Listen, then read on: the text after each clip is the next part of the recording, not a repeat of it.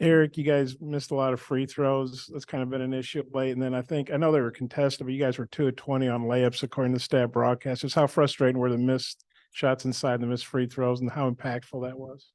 Yeah, I mean, I think that our philosophy is, especially with this roster, has been to try to draw free throws attempted and to try to score points in the paint. And obviously tonight, 2 for 20 around the rim is, you're not going to win a lot of games.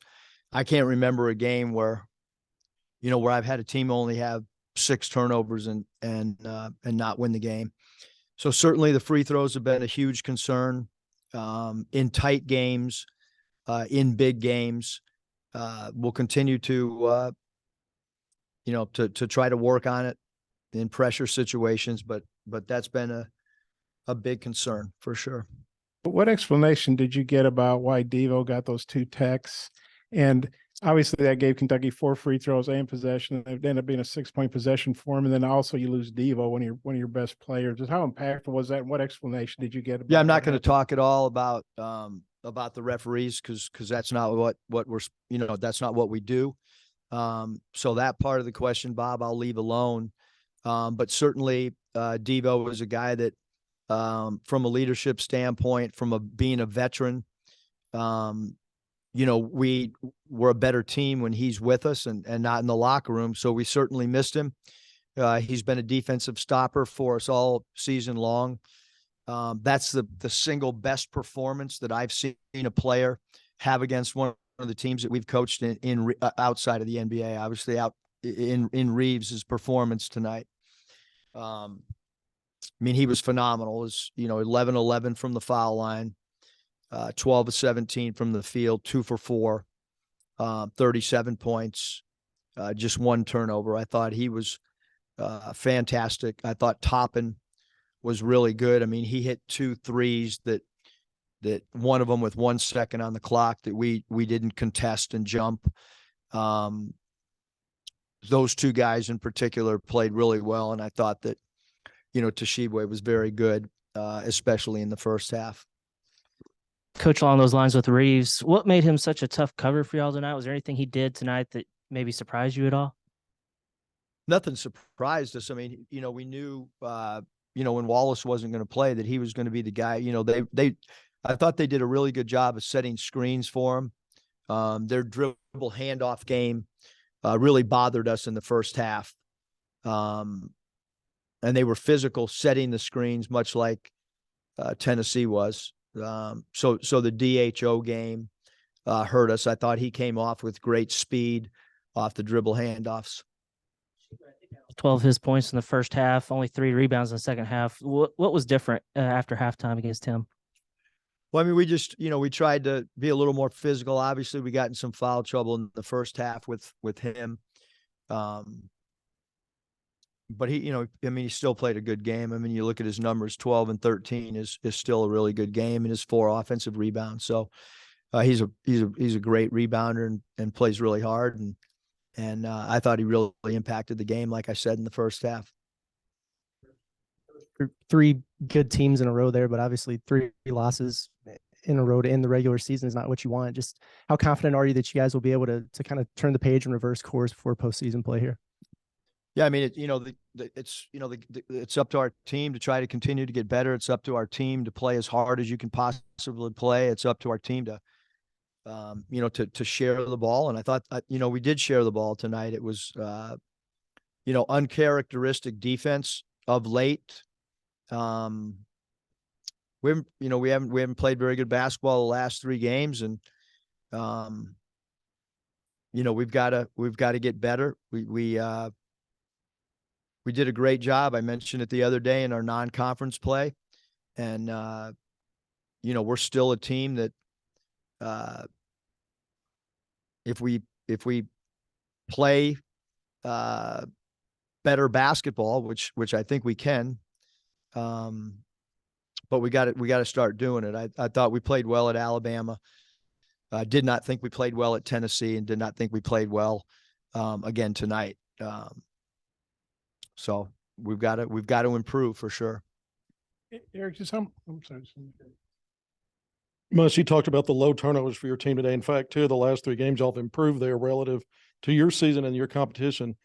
Is that something you can build on, even though it's frustrating in this 3-game losing streak? At least that's an area that might be improving.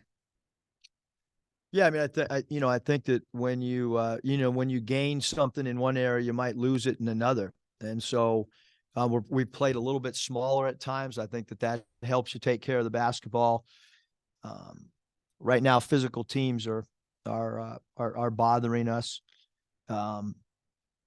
Physicality at the rim are bothering us.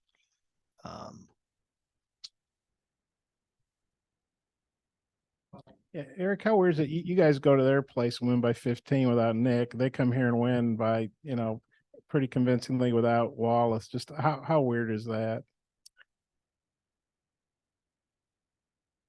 I've said every game takes on its own personality, but we're not playing good basketball the last 2 basketball games, and you look at our record over the last 7 games or whatever. I mean, we need to play better basketball for sure. Eric, why do you think physicality has bothered you guys lately? Maybe more so than maybe other points in the season.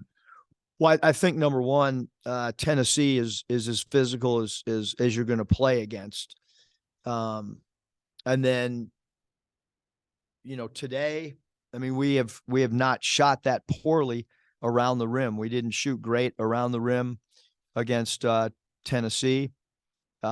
Which is to be expected because they're long and physical. And I thought that Kentucky's played really good basketball, other than the tight loss to Vandy. They got a lot of veterans. I mean, and maybe experience is bothering us a little bit as well. Coach, even with the 3-game losing streak, y'all's metrics are still really strong. Do you feel confident that y'all done enough to make the NCAA tournament, or do you go into Nashville thinking like you're fighting for your season?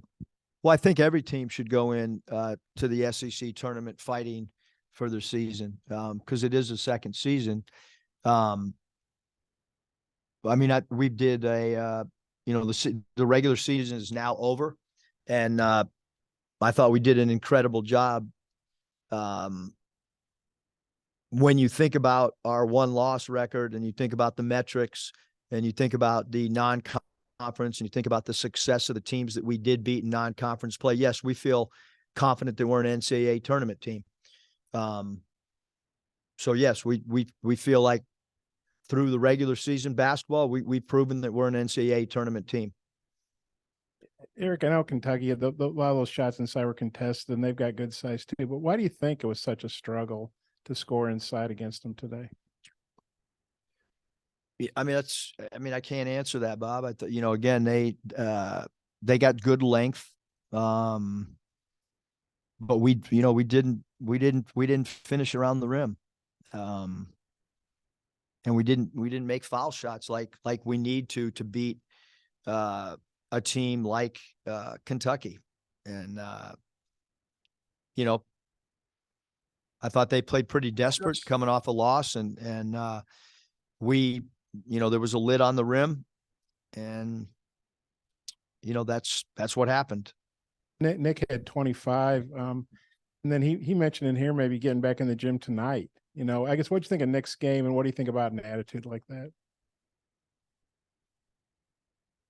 Well, I hope that all of our guys want to get back in the gym at some point on their own, between now and our next game, to work on free throws and to work on shooting as a whole.